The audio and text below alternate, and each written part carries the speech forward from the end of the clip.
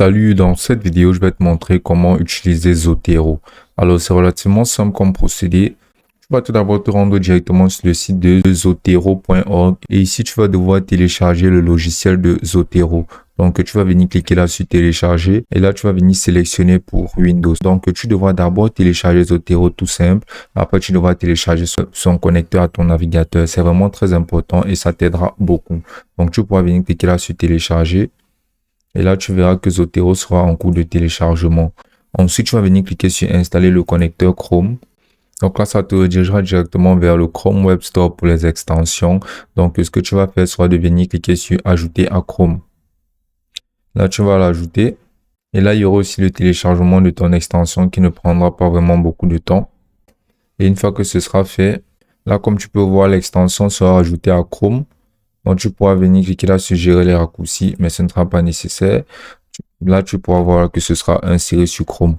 Donc, tu vas attendre un instant que la plateforme de Zotero soit elle-même téléchargée pour pouvoir directement procéder à son installation. Et là, une fois le téléchargement terminé, tu vas balayer directement ouvrir. Tu vas venir cliquer sur afficher dans le dossier. Et maintenant, tu vas venir directement lancer l'installation de Zotero. Là, tu vas venir directement sur suivant, sur installer. Et là, il y aura une installation de Zotero. Là, tu vas cliquer sur terminer et la Zotero sera installée sur ton PC. Donc maintenant, tu pourras apercevoir comment se présente Zotero. Et là, tu seras proposé directement d'installer le connecteur pour Chrome, mais ce ne sera pas nécessaire vu que ça aura déjà été installé. Que tu vas tout simplement retourner sur la plateforme de Zotero. Et ici, tu pourras apercevoir cette plateforme relativement minimaliste, mais vraiment très fonctionnelle. Donc, pour un petit overview de la plateforme de Zotero, tu pourras apercevoir tout d'abord que tu auras ta bibliothèque. Tu auras une section où tu pourras voir tes publications, où tu pourras ajouter ton travail, tu pourras voir les doublons, les noms classés et ta corbeille pour quand tu supprimeras basiquement un document ou autre sur la plateforme de Zotero. Donc, sans plus tarder, on va se lancer directement dans l'ajout, par exemple, d'un article sur Zotero. Donc, c'est vraiment très simple. Dans le cas où tu dois insérer un article sur Zotero ou bien une publication, tu pourras le faire basiquement de trois façons. La première étant la façon manuelle. Et pour ce faire, tu vas venir cliquer tout simplement sur l'icône du plus ici pour cliquer là-dessus. Et là, si c'est un article de journal, un article de revue, un chapitre de livre, un document, tu vas tout simplement venir cliquer par exemple sur un article de revue. Là, tu verras que tu devras insérer son titre, tu devras insérer toutes les informations. Par exemple, pour le coup, on va tout simplement venir raccourcir un peu ceci. On va raccourcir notre Chrome, on va venir sur cet article-ci. Donc, sur cet article-ci, par exemple, on pourra voir là que le titre sera « Les recommandations de dosage des médicaments pour tous les patients ». Donc, on va venir copier ce titre-ci et on va venir l'insérer au niveau du titre. Là, on va venir là sur la section de auteur. On pourra voir là qu'on devra insérer son nom. Donc, on va venir sur notre article, on va copier le nom de l'auteur, par exemple, on va venir directement l'insérer ici. On pourra toujours en insérer plus s'il y en a d'autres, toujours en retournant sur notre article Chrome. Là, comme tu peux voir, on les colle directement ici. Maintenant, ici, là, au niveau du résumé, on pourra donner comme un overview de notre document. Puis là, la publication, et ici, là, le volume, le numéro de page, le nombre de pages, la date, la collection. On va entrer tout ceci de manière complètement manuelle. Mais ce sera particulièrement contraignant s'il faudra faire ceci sur absolument tous les articles qu'on souhaiterait insérer. C'est pour ça que la deuxième méthode est relativement plus simple, qui nous permettra de pouvoir ajouter des documents directement à partir d'une information plus spécifique. Et pour ce faire, on va venir là tout en haut sur cette icône-là, on pourra voir là ce qui sera l'icône pour ajouter un document par son identifiant.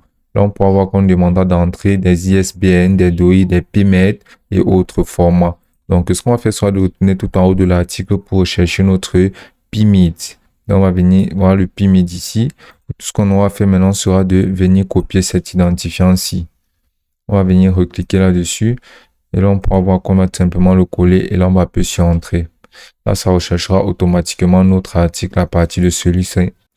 Et là, comme tu peux voir, notre article a directement été inséré. Drug Dosing Recommendation for All Patients.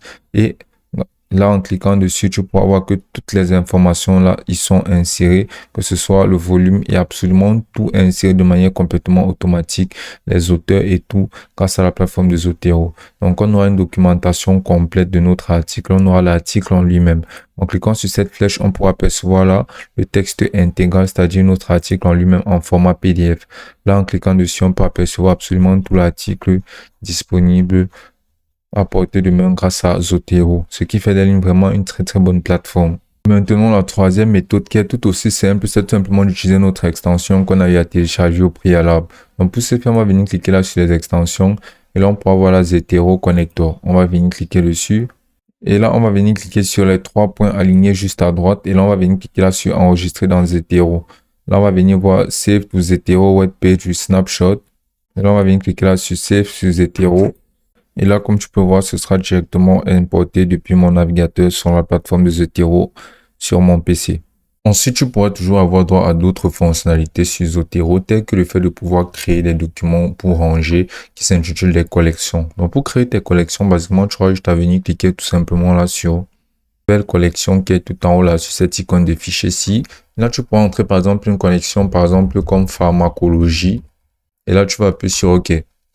Donc maintenant, tu vas cliquer sur pharmacologie qui n'aura aucun titre, mais tu vas venir sur ta bibliothèque. Maintenant, pour ajouter directement des articles, tu vas juste aller déporter, aller poser directement dans pharmacologie. Ou bien tu pourras venir tout simplement cliquer droit et ensuite à venir tout simplement cliquer sur ajouter à une collection et ensuite à sélectionner pharmacologie. Comme tu peux voir, comme tu peux voir, les articles seront rangés dans pharmacologie. Donc ensuite, ce que tu pourras aussi faire sera tout simplement d'ajouter des tags. Et pour ce faire, ce sera très facile. Tu pourras par exemple ajouter des tags à un article en particulier en cliquant dessus. Et là, tu pourras voir la note. Tu pourras en ajouter en venant là sur note. Tu pourras ajouter d'abord tes propres notes ou bien tes propres impressions sur l'article. Et tu pourras l'intituler impression. Donc tu pourras paramétrer et donc, tu pourras assigner certaines choses directement à ton article. Par exemple, si un de tes articles préférentiels. Et là, sur les marqueurs, tu pourras toujours ajouter d'autres marqueurs qui sont disponibles ou bien un peu comme des petites références pour un article en particulier. Là, tu pourras venir sur la section des doublons, tu pourras apercevoir les doublons et tu pourras tous les mélanger pour que ceux-ci ne forment plus qu'un. Donc, tu vas venir les sélectionner ainsi. Et là, tu pourras voir là fusionner deux documents. Donc, tu vas les fusionner et ceux-ci ne formeront plus qu'un seul article. Et bien sûr, tu pourras utiliser la plateforme de Zotero dans le cas où tu voudras l'utiliser sur Word ou bien pour pouvoir ajouter des références directement sur ton contenu Word. Donc, Zotero sera vraiment une très bonne plateforme à surtout ne pas manquer si tu es un rechercheur ou bien un étudiant qui souhaite avoir des références et autres sur des articles en particulier. Et ce sera aussi simple que ça.